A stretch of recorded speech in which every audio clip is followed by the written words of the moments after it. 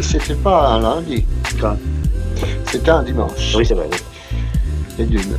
Et c'était pas en novembre, puisque c'était en janvier. Salut à tous et bienvenue sur l'écran fou, et aujourd'hui on va rendre visite à l'univers de Mickey puisqu'on va parler du dernier film produit par Disney Pixar, à savoir Bienvenue dans le monde des Ragnagnas, ou plutôt Alerte Rouge, donc premier long métrage de Domichi, qui avait déjà œuvré pour le studio Pixar en signant Bao, donc qui lui avait valu d'être lauréate de l'Oscar pour le meilleur court métrage d'animation. Donc si vous ne l'avez pas vu, jetez-vous dessus, c'est même dispo sur YouTube, c'est un bijou d'émotion. Alors Alerte Rouge, ça raconte l'histoire de Maylin, une jeune fille à la vie tumultueuse d'adolescente, qui ne rêve que d'une chose, aller au concert d'un boys band avec ses copine. Manque de peau, Maylin a aussi une mère particulièrement très impliquée dans sa vie d'ado, au point d'être carrément envahissante. Mais les problèmes ne s'arrêteront pas là, le jour où Maylin va découvrir qu'un excès d'émotion peut la transformer en panda rouge géant à cause d'un pouvoir ancestral devenu, avec le temps, une malédiction de famille. Alors dans un premier temps, s'il y a bien une chose qui est regrettable, c'est de se dire qu'autrefois Pixar, donc c'était quand même l'écurie de chez Disney qui créait l'événement à chaque sortie. Ils étaient, pour ainsi dire, à l'origine des meilleurs dessins animés, et que malgré le style grossier des dessins, ça avait justement une qualité cinématographique indéniable, doublée d'une ingéniosité dans les thématiques et scénarios, et qu'aujourd'hui, eh bien, les Pixar sortent quasi exclusivement directement en streaming sur Disney+. C'était déjà le cas pour Luca ou encore Soul.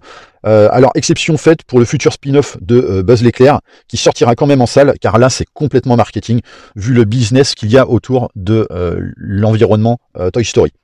Alors que pendant ce temps, Mickey, il ne se gêne pas pour sortir toutes ses dernières propres productions en salle, comme notamment Encanto, qui à mon sens, bien qu'il soit joli visuellement, n'a pas nécessairement plus un potentiel cinématographique de dingue qu'une production de chez Pixar, quoi. Bref, ça en devient triste de voir que, effectivement, chez Disney, exactement comme avec Star Wars, on en est rendu à ce que une sortie Pixar soit devenue totalement non événementielle. Ceci étant, il y a une certaine frustration qui se dégage de ce nouveau dessin animé, outre sa sortie directement en streaming, parce que personnellement, c'est la deuxième fois depuis Rebelle, enfin à mon sens, que j'ai pas le sentiment de regarder une production Pixar. C'est-à-dire que c'est particulièrement beau, et on retrouve effectivement cette précision visuelle qui est propre à tout film du studio. Il y a une thématique, mais le style et ses inspirations, ainsi que le ton, nous écartent littéralement du charme habituel de chez Pixar.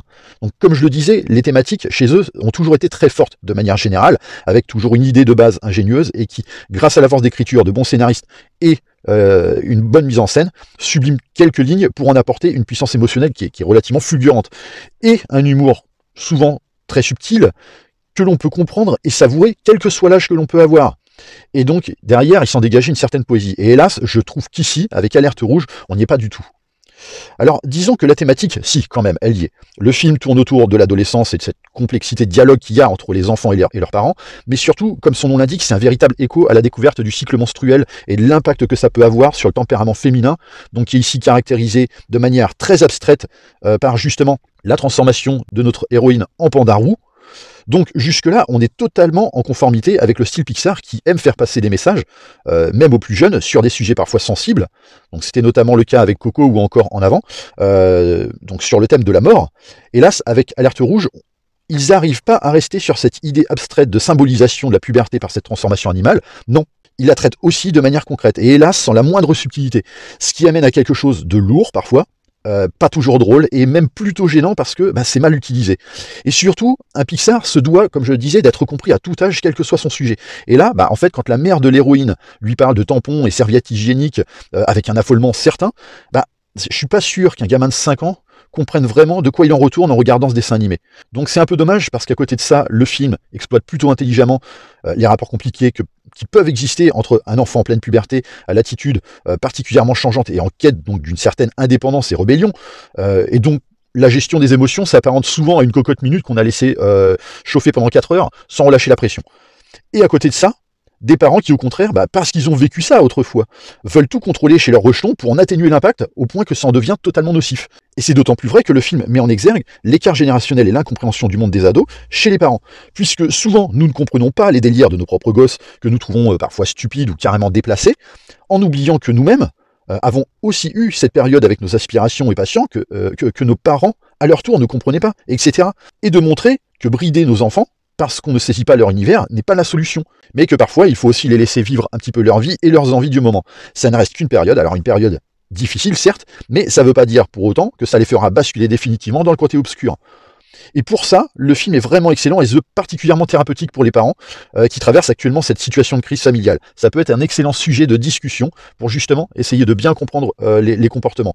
Mais pas que pour les parents, aussi pour les enfants. Ça permet également à un adolescent doté d'œillères qui veut absolument se détacher de ses parents et qui estime que en gros les êtres qui comptent le plus dans sa vie, ce sont ses amis, qu'on est aussi là pour eux, pour leur bien, qu'on les aime et qu'ils ne doivent pas nous rayer de leur vie, juste par sentiment de liberté provisoire.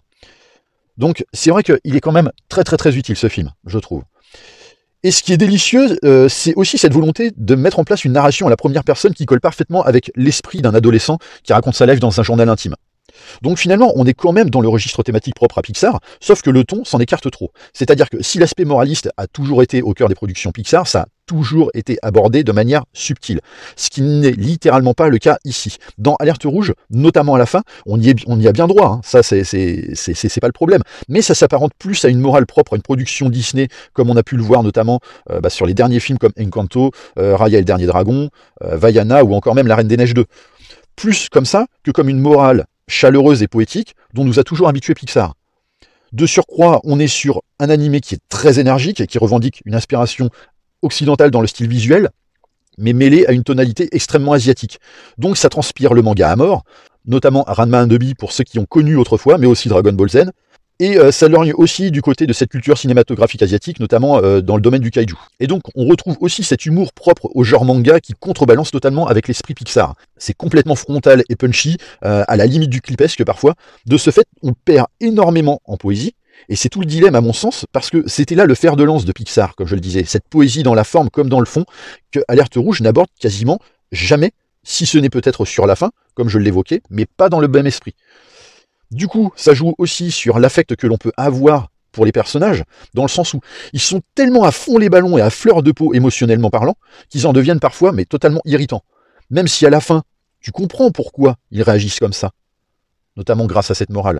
Hélas, faut quand même encaisser leur tempérament pendant près d'une heure pour pouvoir enfin être en phase avec eux. Donc ça peut vite en décontenancer certains. Sinon, effectivement, ce qui peut aussi être compliqué, ce sont pour les jeunes garçons, car ils sont pas vraiment concerné par le film à mon sens, vu qu'il prend une position très girly, et que le peu de garçons qui sont intégrés dans le film sont soit des benets au regard vide et à la bêtise évidente, soit des produits de consommation, donc notamment à travers le boys band dont l'héroïne est fan. Donc nul doute qu'une fille adhérera à Alerte Rouge, mais pour un garçon, ça va déjà être beaucoup plus difficile.